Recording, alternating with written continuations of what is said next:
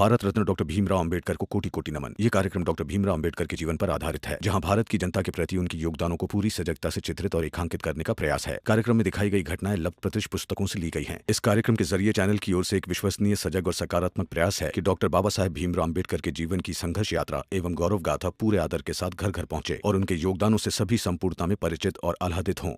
करुणा, करुणा, क्या हुआ ये सब?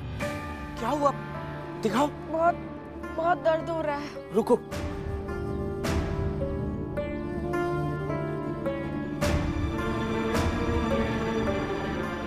लाओ।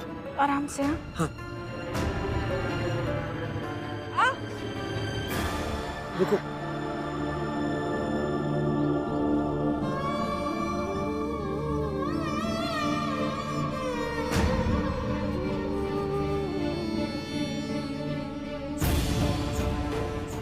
बस बहुत दुख रहा है। हाँ, रुको। बस करिए। हल्दी लगा देता हूँ।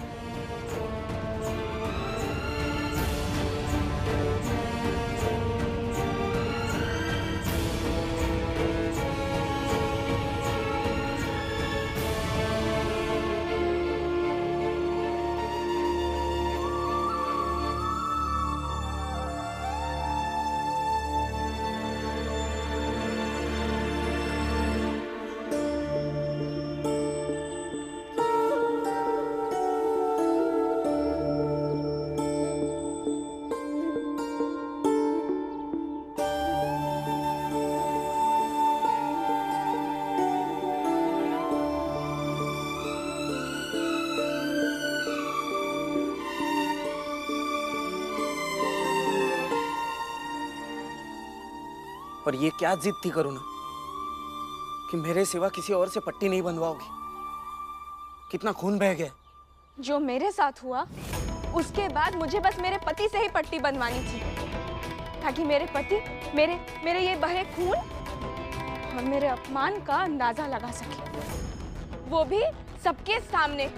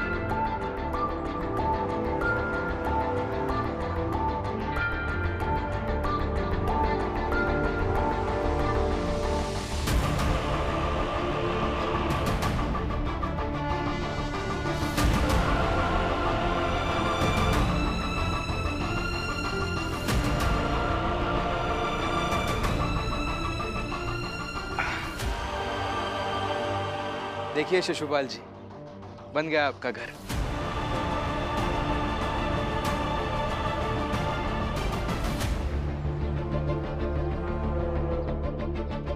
बना ली झोपड़ी?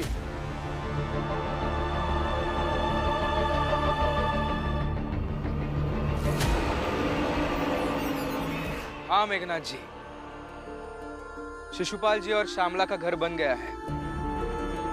अब आप दोनों को अपना लीजिए, इस घर को भी और अपने बेटे को भी। और दीजिए तरक्की और शांति का आशीर्वाद। हाँ हाँ, आशीर्वाद क्यों नहीं दूंगा, देना तो पड़ेगा। ये घर जो बनाया है तूने, और वैसे भी बाप हूं मैं तेरा, ऐसी शुभ बेला को ऐसे बेकार थोड़ी जाने दूंगा। इन सब के सामने दूंगा, ऐसा आशीर्वाद दूंगा कि ये सब भी जिंदगी भर याद रखेंगे।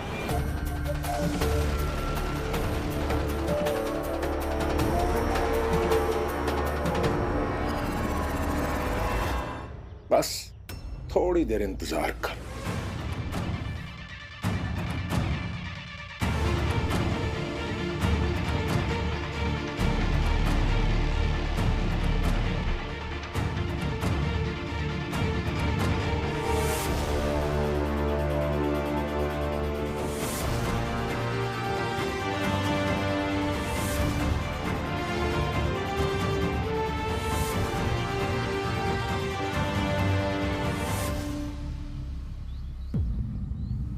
भीम और बाबा शिशुपाल की झोपड़ी बनाने गए ना, दिखाता हूं आज, सब याद रखेंगे।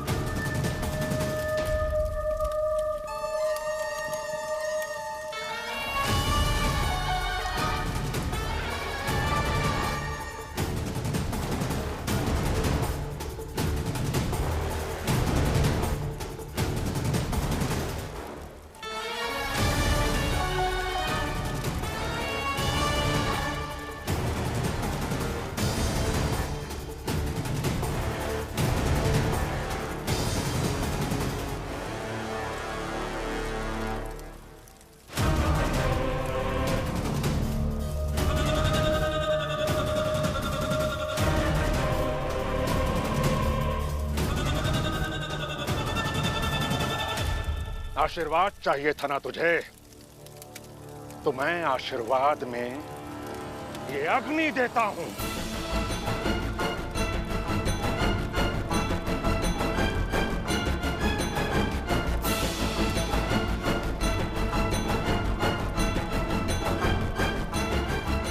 मेरे घर के सामने इन छोटे लोगों की मदद से ये झोपड़ी बनाकर क्या साबित करना चाहता है तू? हाँ? चुनौती दे रहा है मुझे, अपने बाप को, हमारे खानदान को और हम ऊंचे लोगों को। तो मैं मेघनाथ, तेरा बाप, तुझे इस चुनौती का अंजाम दिखाऊंगा।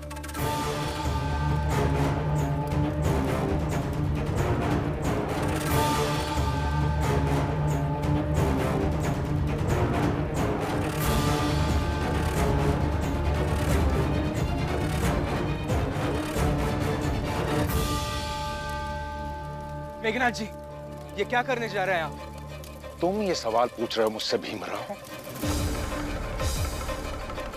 अरे तुमने तो अपनी जिंदगी में कई बार ऐसी मशाल से घरों को जलते हुए देखा होगा, और तुम्हें तो अनुभव होगा ना इस बात का कि जब लोग अपनी हैसियत भूल जाएं, तो उन्हें उनकी हैसियत याद दिलाने के लिए घर जला दिए जाते हैं।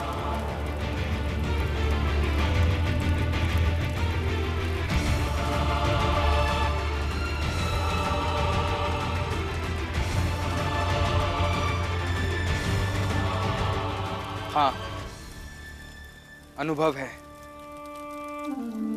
देखा है मैंने, और इसीलिए कहता हूं, ऐसे बसाया हुआ घर जब जलाया जाता है ना मेघनाथ जी, तब सिर्फ घर नहीं जलता, उस घर के साथ उम्मीदें, सपने और दिल जल जाते हैं।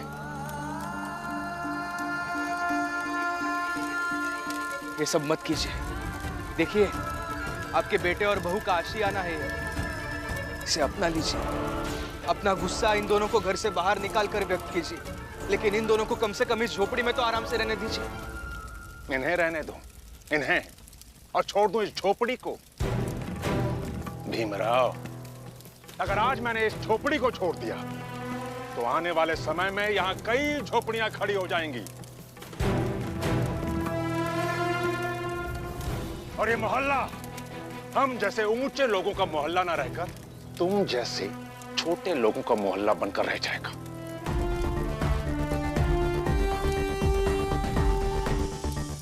यहां की हर झोपड़ी हमारी नाकामयाबी और हमारी कमजोरी की मिसाल बनेगी, और ये मैं कभी होने नहीं दूंगा, जीते जी तो बिल्कुल नहीं।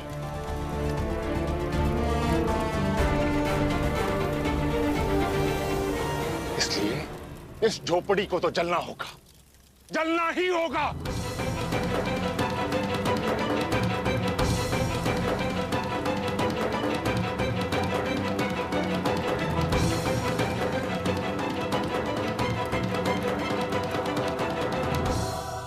चाहे जो हो जाए मेघनाथ जी, लेकिन मैं ये झोपड़ी आपको जलाने नहीं दूंगा। मैं भी देखता हूं कैसे रोकते हो मुझे।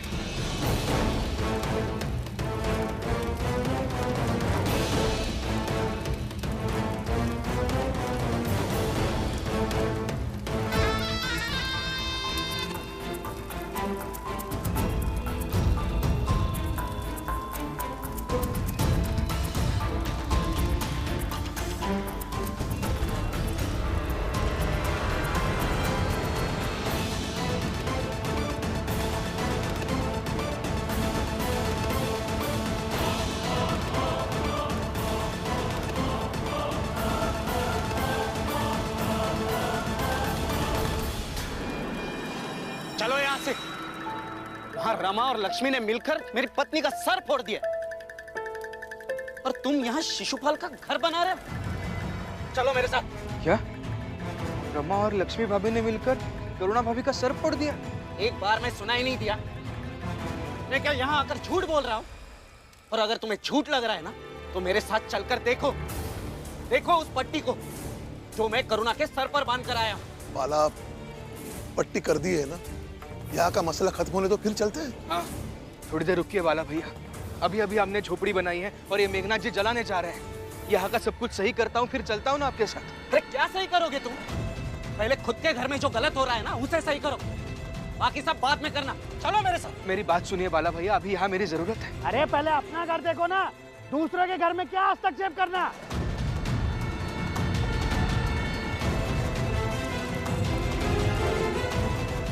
चलो यहाँ से तुम। अब मेरी बात समझने की कोशिश। चलो। यहाँ मेरी ज्यादा जरूरत है।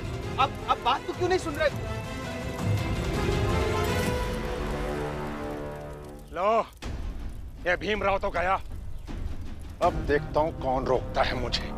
आज मेरे सर पे खून सवार है, जो भी सामने आएगा जिंदा जला डालूंगा। मेघनाथ जी, बेटे का अधूरा काम मैं पूरा करूंगा। नहीं राम जी काका, आपको भीमराव की सौगंध, कोई आगे नहीं बढ़ेगा।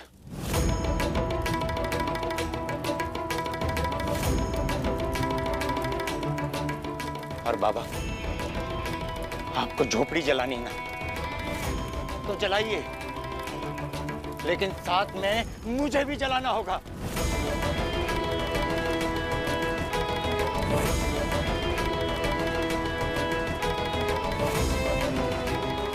और मुझे भी।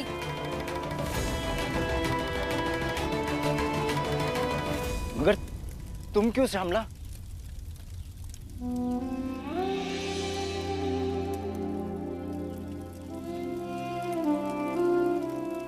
ब्याह किया है तो साथ निभाएंगे।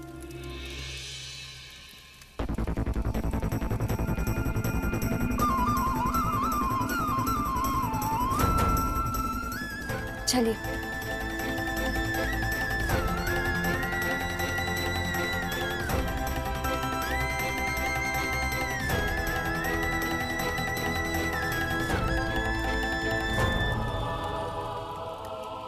शिशुपाल, श्यामला, मेरी बात तो सुनो। क्या कर रहे हैं आप? मेरी बात तो सुनिए। जला दीजिए बाबा। मेरी बात तो सुनिए शिशुपाल। और कोई आगे नहीं बढ़ेगा।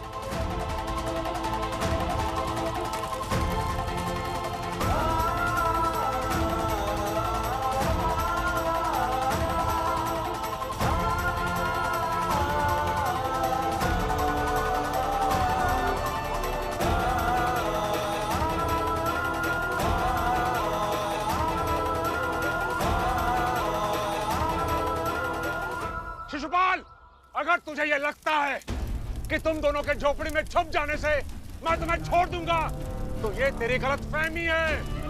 आज समाज में एक नई मिसाल बनेगी कि ऊंचे लोगों के सम्मान की रक्षा के लिए मेघनाथ ने अपने ही बेटे को जिंदा जला दिया।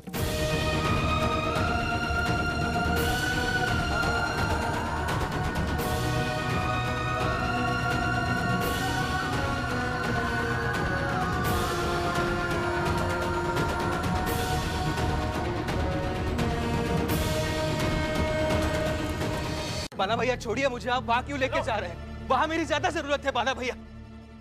देख देख अपनी भाभी का सर और बता कि आप क्या करें।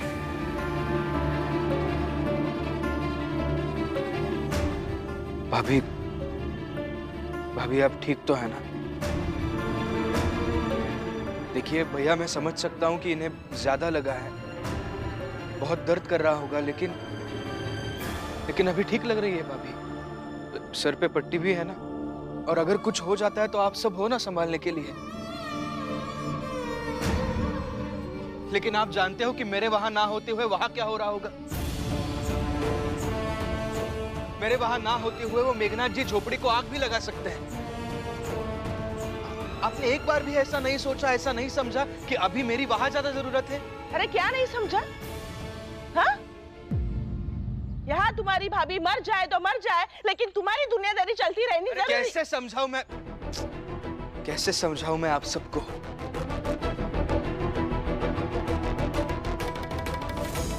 अगर वहां आज कुछ अनहोनी हो जाती है तो मैं जीवन में खुद को कभी माफ नहीं कर पाऊंगा। तुम्हारा छोड़ो भीम, पहले ये बताओ कि इसकी माफी कौन मांगेगा?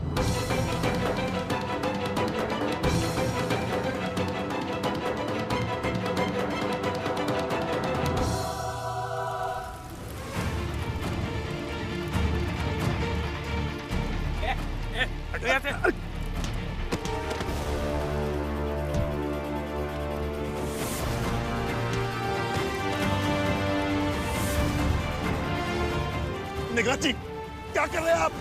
आप गलत कर रहे हैं।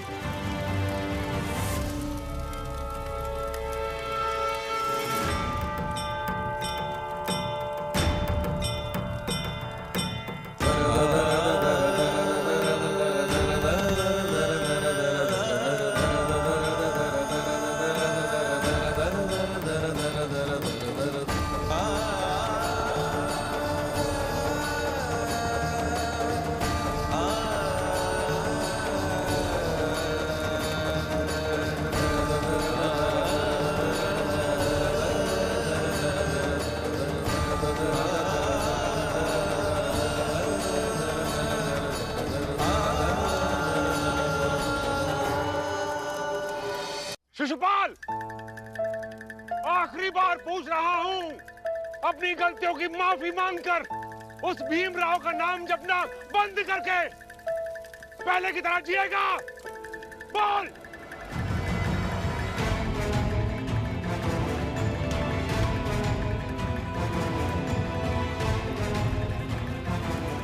आपको जलाना है ना बाबा, तो जलाइए।